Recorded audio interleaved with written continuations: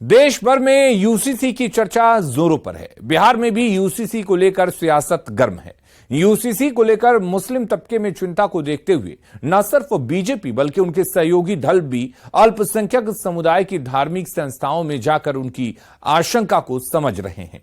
BJP के सहयोगी उपेंद्र कुशवाहा ने इमारते शरिया में जाकर लोगों से बात की और उनकी शंकाओं को समझने की कोशिश की। वहीं बीजेपी कह रही है कि देश में यूसीसी बहुत पहले लागू हो जाना चाहिए था, तो जेडीयू पूछ रहा है कि यूसीसी जरूरी क्यों है। पहले ये तो समझाएं।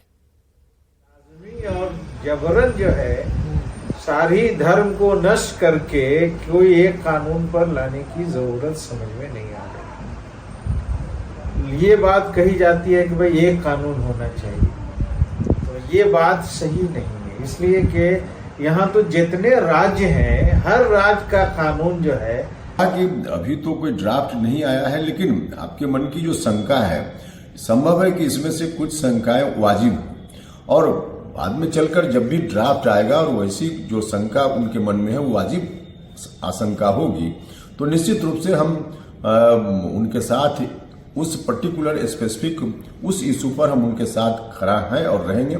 और यूसीसी मेरे देश में आज नहीं 10 साल पहले लग जाना चाहिए था।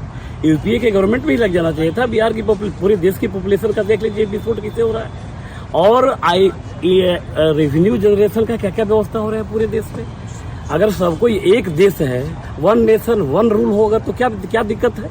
आपके लिए भी वही कानून हो, मेरे लिए वही कानून हो। कि यूसीसी हम ला क्यों रहे हैं, किस लिए ला रहे हैं, और अल्टीमेटली वो तलाक पे और इस पे पोलीगेमी पे जो मल्टी शादियां होती है, एक मर्द दो औरतों से कहीं शादी करता है मजबूरी में, तो उनको टारगेट करके ये करने की कोशिश हो रही है कि ये हम मुसलमानों के खिलाफ ला रहे हैं, जबकि ये सही नहीं।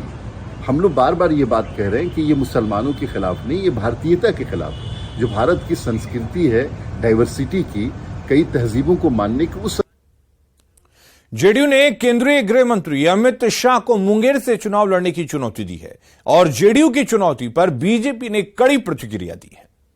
नेता इतने बयानवीर हैं कि उनको पुराना इतिहास भी पता नहीं है। यही मुंगेर की धरती है, जब गठबंधन नहीं था तो ललन सिंह जी धाराशाही हो गए थे। पिछले 2019 में गठबंधन होने के कारण ही हमने सीट भी दिया और वो जीत कर भी आए।